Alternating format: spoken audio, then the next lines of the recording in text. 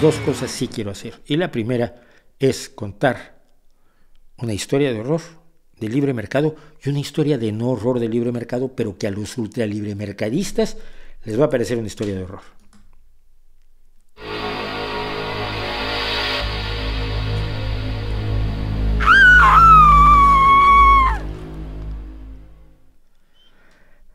Bueno, ya hemos hablado aquí de que una de las más tremendas historias de horror del libre mercado es la de la sanidad pública estadounidense, el país más rico del mundo, donde el enorme costo que tiene cualquier operación médica o semimédica o paramédica, de cualquier cosa que tenga que ver con la atención a la salud, es tremendamente costosa.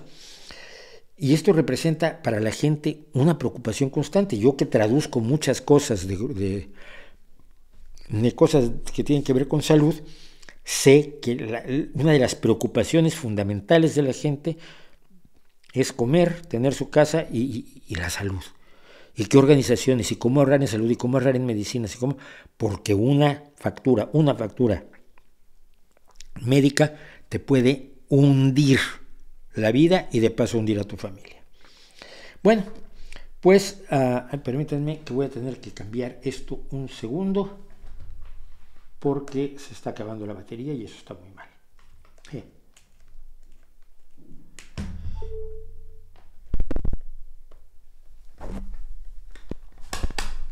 Perdón. Entonces, hay un nivel muy especial de barbarie del libre mercado cuando propones una ley para bajar el precio de los medicamentos más necesarios, sobre uno de los medicamentos más necesarios y que al mismo tiempo es uno de los más costosos en Estados Unidos, uno que está hundiendo familias todos los días. Y esa ley es rechazada por los propios legisladores estadounidenses que se supone que representan a la gente que necesita esos medicamentos y que está siendo hundida por el altísimo precio al que se le venden esos medicamentos. Según The Guardian, The Guardian nos cuenta que los republicanos votaron contra una ley para reducir el precio de la insulina, mientras los precios de la insulina en Estados Unidos siguen subiendo. ¿Y saben por qué suben los precios de la insulina en Estados Unidos? Porque se puede. Las empresas los aumentan porque pueden aumentarlos, porque nadie les dice, oye, estás abusando, porque nadie les dice, tienes que tener otras consideraciones, porque el libre mercado es el libre mercado y debe ser respetado más que nada. Precios de la insulina son más de 8 veces mayores en los Estados Unidos que en 32 países comparables de altos ingresos. 8 veces más alto. Con un precio de lista de promedio de $98.70 por unidad en los Estados Unidos, comparado con $7.52 en el Reino Unido, es decir, más de 12 veces más. Las ventas de la insulina en Estados Unidos dan cuenta aproximadamente de la mitad de los ingresos de la industria de la insulina a nivel mundial, aunque Estados Unidos solamente fabrica el 15%, porque Estados Unidos solamente representa el 15% del mercado mundial.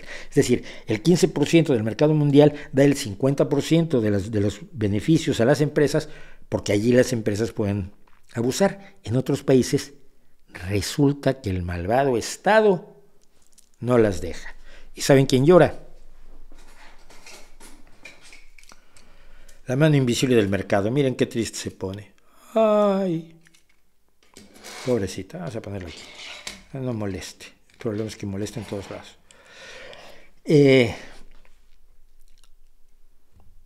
Muchos diabéticos necesitan varios viales o ampolletas de insulina al mes, además de los costos de los suministros médicos, claro, porque no es solo lo que cuesta la insulina, es que tienes que inyectártela, y por lo tanto tienes el coste de la jeringa o jeringuilla y la aguja, pero también tienes el coste de los medidores de glucosa, que utilizan unas tiras reactivas, que utilizan unas lancetas, que las lancetas también con el tiempo hay que cambiarlas, que el aparatito se desgasta.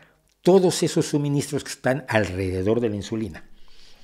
Un estudio de CharityRx de 2022 descubrió que el 79% de los estadounidenses con diabetes o que cuidan a alguien con diabetes se han endeudado en sus tarjetas de crédito para poder pagar la insulina, con una deuda promedio de $9,000. $9,000 en tu tarjeta de crédito.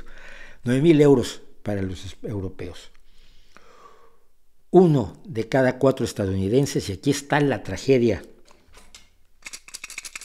la mano invisible del mercado, ya me cayó gorda.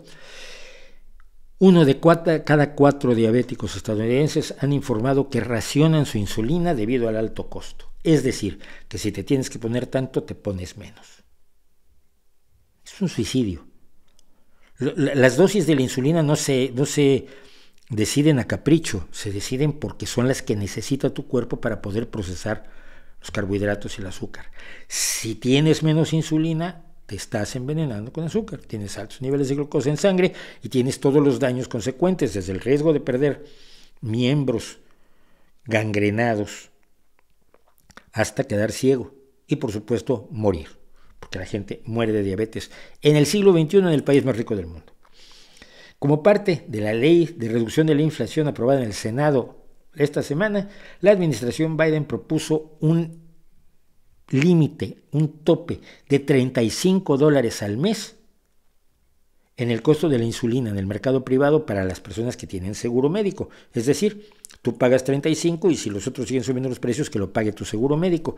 Pero las empresas de seguros pues están ahí para ganar dinero y no están para gastar en insulina. Así que los republicanos lo bloquearon. Necesitaba 60 votos en el Senado y obtuvo 57, todos los demócratas y 7 republicanos, perdón. Pero todos los demás votaron en contra y se acabó. Más de 100,000 estadounidenses, decía yo, murieron en 2021 de diabetes. Más de 30 millones de estadounidenses tienen diabetes de tipo 1, tipo 2, entre otras cosas por el tipo de alimentación también que tienen. Y más de 7 millones de personas requieren insulina todos los días. Todos los diabéticos de tipo 1 y muchos de los diabéticos de tipo 2. Y con ese mercado las empresas siguen cobrando en Estados Unidos más que en ningún otro país, porque pueden. ¿Cuál es el problema? La falta de regulación del mercado. No todo el mercado debe ser totalmente libre, del mismo modo que no todo el mercado debe ser totalmente regulado. Esto es clarísimo para cualquiera que más o menos tenga alguna sinapsis funcionando.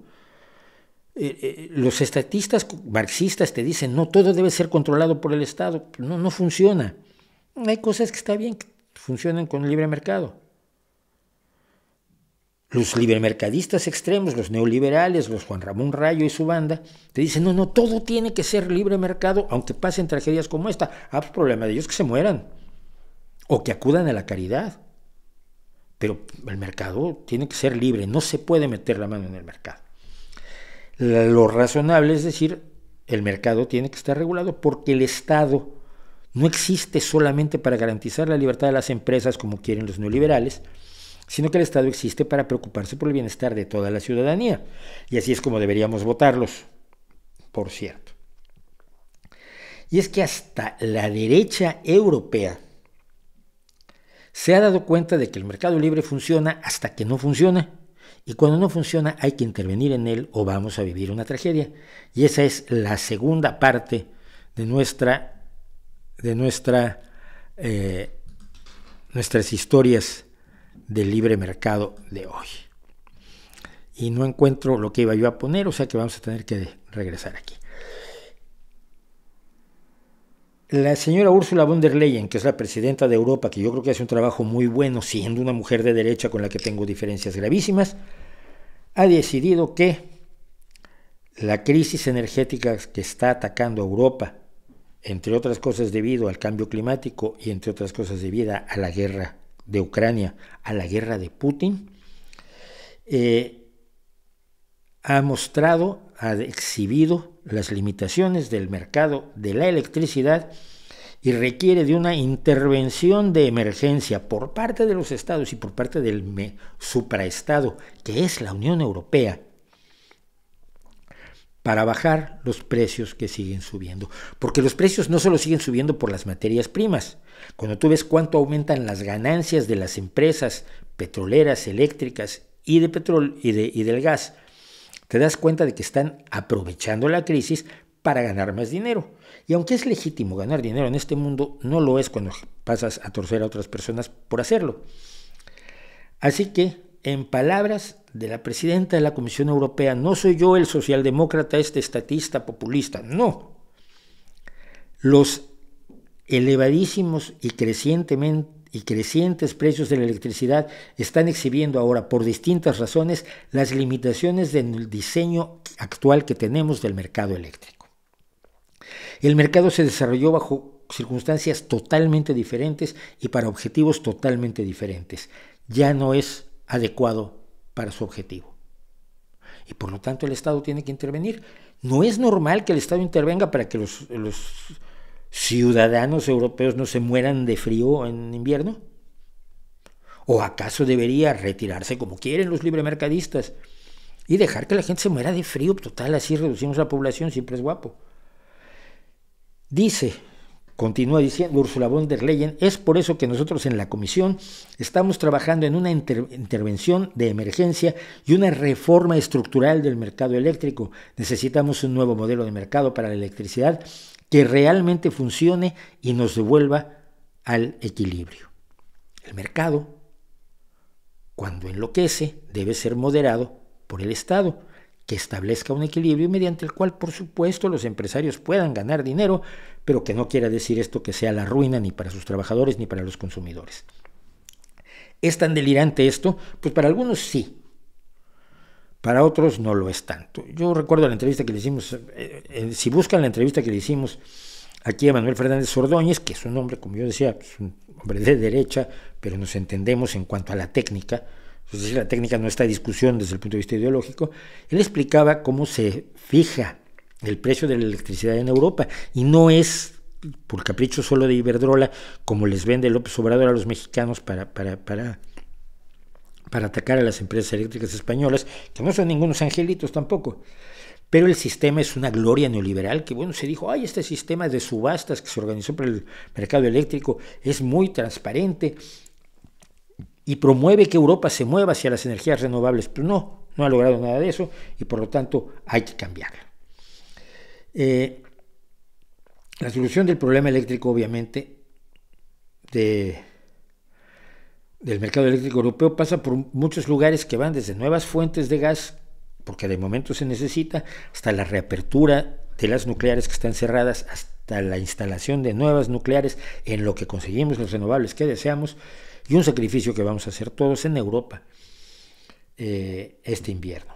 Pero no deja de ser notable que los grandes defensores de las soluciones neoliberales y la libertad absoluta del mercado se hayan dado cuenta de que esto a veces no funciona, y en vez de quedarse aferrados fanáticamente a un dogma ideológico, lo que hagan sea cambiar, hacerse más flexible y recordar que el bienestar de todos los ciudadanos es el motivo de ser del Estado y no lo es de las empresas, y por lo mismo el Estado debe regular a las empresas. Esto es lo que no pueden entender los pequeños teóricos de Twitter, de YouTube y de Librito.